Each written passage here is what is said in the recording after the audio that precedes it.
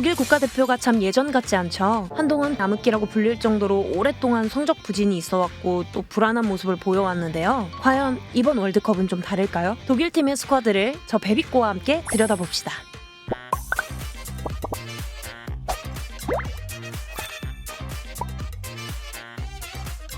2024년 네이션스 리그를 기점으로 독일이 추락하기 시작했어요. 여러 가지 이유가 있었지만 무엇보다도 세대 교체가 크게 된 시점이기 때문인데요. 토마스 밀러, 토니 크로스, 마누엘 노이어, 빈도안 등이 국대를 은퇴하면서 포지션을 가리지 않고 스쿼드 전반적인 세대 교체가 일어났고 그거에 적응하느라 좀 많이 헤맨 게 사실이죠. 근데 놀라운 건 DFB는 부진한 성적에도 불구하고 나겔스만을 계속 계약 연장을 하면서 믿음을 보였어요. 그래서 이번 월드컵에서 나겔스만은 정말로 증명을 좀 해야 하는 상황이에요. 아무튼 그래서 2024년 이전을 이야기하는 건 의미가 없고 지금 현재 스쿼드가 거의 갖춰진 2025년을 기점으로부터 최근 소식들과 그걸 바탕으로 한 26년도 월드컵 이야기를 중심으로 하겠습니다.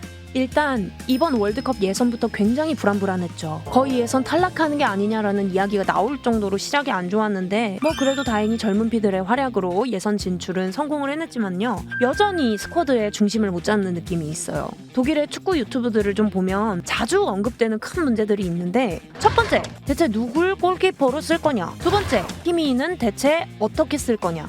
세 번째, 공격진 부상이랑 컨디션 관리. 특히 비르츠와 무시알라가 정말 100% 컨디션이냐 이런 내용들이 줄을 이루어요. 자, 그래서 이게 왜 숙제들인지 각 포지션별로 선수들을 정리하면서 살펴볼게요. 제가 이 대본을 쓰고 며칠 뒤 노이어의 국가대표 복귀가 확정이 되었습니다. 또 확정된 스쿼드도 나왔는데 한때는 사실상 바이에른 뮌헨이 아니냐라는 말을 들을 정도로 선발의 대다수가 뮌헨 소속의 플레이어가 주로 포진되어 있었는데 이번에는 조금 다릅니다. 아무튼 골키퍼에 관한 나겔스만의 첫 번째 숙제는 노인 학대로 해결을 본 것 같습니다. 그래서 왜 나겔스만은 노이어를 복귀시킬 수밖에 없었는지 그리고 세컨 키퍼는 누가 될지 그 이유를 알아볼게요. 아마 원래대로였으면 테어 슈테겐이 가장 유력한 1선발 키퍼였죠. 그런데 부상으로 결국 승선하지 못했어요. 본인은 복귀 의지가 강했는데 나겔스만은 리스크를 가지고 싶지 않았던 것 같아요. 그래서 테어 슈테겐이 빠진 상태에서 제1선발로 누굴 써야 하냐라는 건 독일 팬들 사이에서도 논쟁이 있었어요.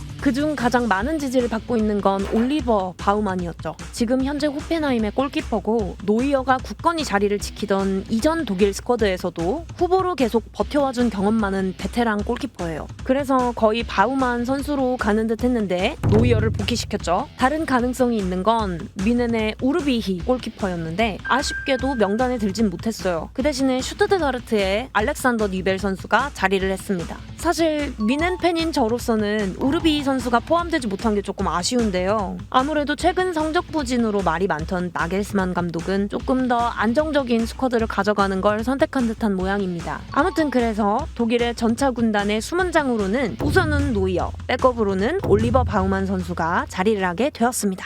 이제 센터백 라인을 좀 볼게요. 뮌헨의 요나단타, 레알 마드리드의 류디거, 도르트문트의 슐로터베크와 안톤 이렇게 4명이 있어서 사실 누굴 골랐으냐의 문제긴 해요. 정배는 슐로터백과 요나단타의 조합이죠. 마치 김민재 타 조합처럼 슐로터백이 과감하게 전진으로 끊어주고 상대적으로 느리지만 안정적인 타가 더 후방을 지켜주는 조합을 쓸 가능성이 큽니다. 류디거는 역시나 독일 내에서도 여론이 그렇게 좋지는 않습니다. 뭐 다른 걸 다 떠나서요. 우선 부상 문제도 있고 류디거의 돌발 행동 때문에 좀 비호감을 가지고 있는 사람들이 독일 내에서도 조금 많은 것 같아요. 게다가 교체 자원으로서도 류디거보다는 차라리 발데마르 안톤 선수를 넣는 게 조금 더 좋을 수 있다라는 의견이 있는데요. 왜냐면 도르트문트에서 이미 슐로터베크와 호흡을 많이 맞춘 선수기도 하고 성향도 슐로터베크와 조금 비슷하기 때문에 둘 중 누구라도 대체할 수 있는 사람이다 라는 평가죠. 근데 그래도 류디거의 능력을 무시하려는 건 아니에요. 어쨌든 정말 잘하는 선수기도 하고 출전 시간을 잘 조정한다면 컨디션 문제도 어느 정도 극복할 수 있을 만큼 선발로 나올 가능성이 아예 없지는 않습니다. 축구 외적으로 국대 내 분위기가 어떻게 되어 있느냐 이거에 달려있는 문제인 것 같아요. 양쪽 풀백을 볼게요. 여기에서 나겔스만의 두 번째 숙제가 나오는데 바로 요주와 키미히입니다. 대체 키미히를 어떻게 쓸 생각이냐? 다른 사람도 아니고 독일 국대의 주장인데 무슨 주장의 포지션도 제대로 정리를 못하고 있냐? 라는 비판이 조금 거세요. 실제로 제가 요 컨텐츠를 위해 독일 유튜브랑 이런 거 저런 거 좀 찾아봤는데 아직도 키미히의 활용법을 나겔스만의 제1 숙제로 꼽는 독일 현지 유튜버들이 많더라고요.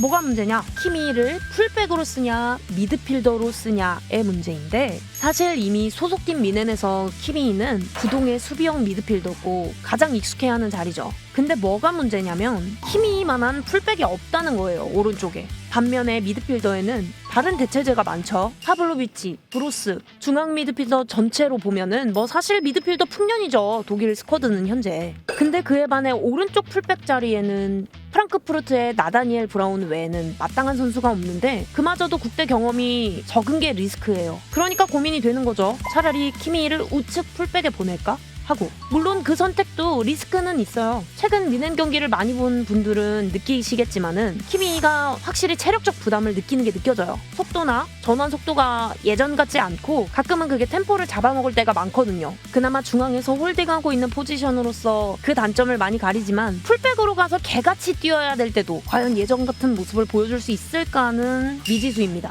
그러니까 고민이 될 수밖에 없는 상황이었는데 우선은 지켜봐야 될 것 같아요. 일단 오른쪽은 그렇고 왼쪽은 상대적으로 큰 고민이 없어요. 다비드 라움이죠. 지금 너무 잘해주고 있는 왼쪽 풀백이고 독일 내에서는 지금 최고의 평가를 받고 있는 선수라서 컨디션 관리만 잘 된다면 특별히 다른 대체자를 고민할 필요가 없어요. 이제 3선으로 올라와 볼게요. 직전에 언급했던 키미히와 파블로비치가 당연히 1선발로 기용될 가능성이 높죠. 파블로비치 같은 경우에는 특히 이번 시즌 활약이 미쳤어요. 패스의 퀄리티는 아직 키미히에 살짝 못 미치는 느낌이긴 하지만 대신에 젊은 피의 투지가 고스란히 장점으로 잘 나타나고 있죠. 안정감도 말할 것 없고요. 여기에 백업으로 고레츠카, 그로스가 나올 가능성이 높습니다. 다만 키미히가 풀백으로 갔을 때는 조금 고민이 돼요. 파블로비치 파트너로 누가 좋을까는 조금 어려운 문제거든요. 같은 미넨의 고레츠카? 사실 너무 공격적이죠. 고레츠카는 키미히의 롤을 수행해주기에는 어렵고 그로스가 3선의 1옵션 백업으로 나오지 않을까 생각해봅니다. 아무튼 미드필더 명단에 올라간 키미히가 계속 수비형 미드필더로 쓰일지는 지켜봐야 할 것 같습니다.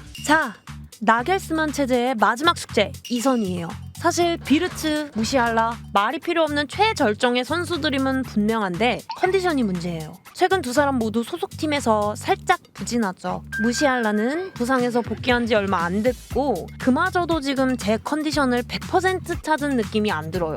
비르츠가 그나마 잘 버텨주고 있었는데 그나브리가 하차를 해버렸어요. 즉 두 사람 다 맘 편하게 윙어 자리에 박아놓기에는 조금 어려워졌습니다. 비르츠, 무시할라, 하베르츠, 칼, 사네? 그런 애도 있나요?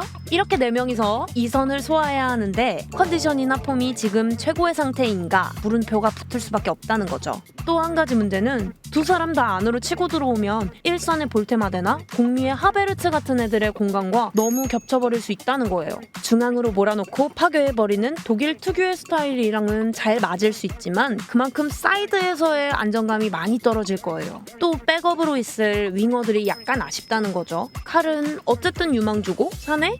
그런 애도 있나요? 그나브리가 하차한 게 너무너무 뼈아픈 사실입니다. 마지막으로 1선 의심의 여지 없이 볼테마데가 1선발일 거고 백업으로는 슈투트가르트의 데니스 운다브, 도르트문트의 바이어가 있어요. 근데 현재 폼을 보면 운다브가 당연히 이 옵션 후보가 될 거예요. 조금 특이한 선수가 하나 있는데요. 저도 이번에 조사하면서 알게 됐는데 벨기에 브리허에서 뛰고 있는 니콜로 트레솔디라는 선수가 있어요. 이탈리아 복수 국적인 것 같은데 지금 이탈리아로 귀화할 가능성이 있대요. 근데 꽤나 인상적인 모습을 보이고 있는 유망주라서 독일 협회가 독일로 눌러앉히려고 꽤 공을 들이고 있다나 봐요. 근데 명단에는 못 들었네요. 아까 말했다시피 이번 월드컵에서는 그 어떤 모험도 하지 않겠다는 의지가 보여요.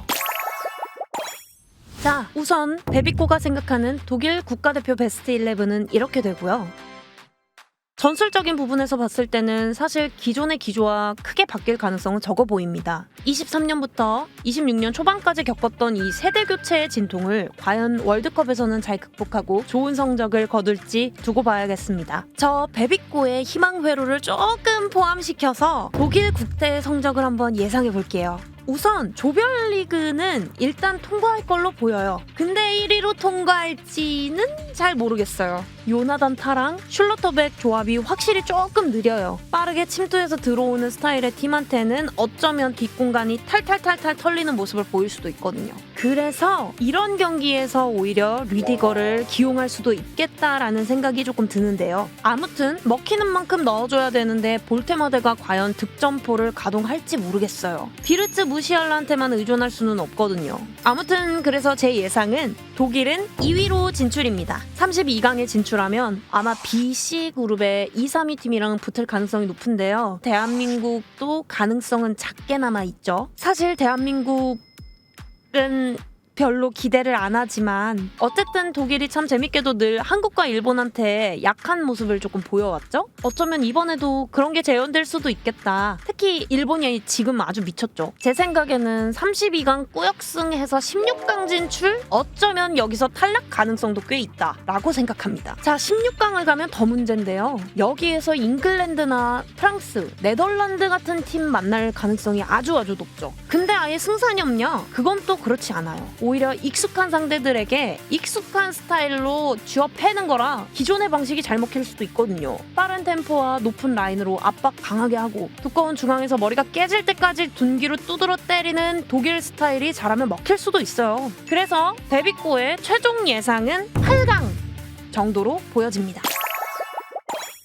이로써 2026년 북중미 월드컵의 독일 스쿼드를 분석해봤는데요. 재미가 있으셨다면 구독과 좋아요, 그리고 월드컵 기간 동안 치지직에서 진행될 베비꼬의 중계에도 많은 관심 부탁드립니다. 감사합니다. 베비꼬였습니다.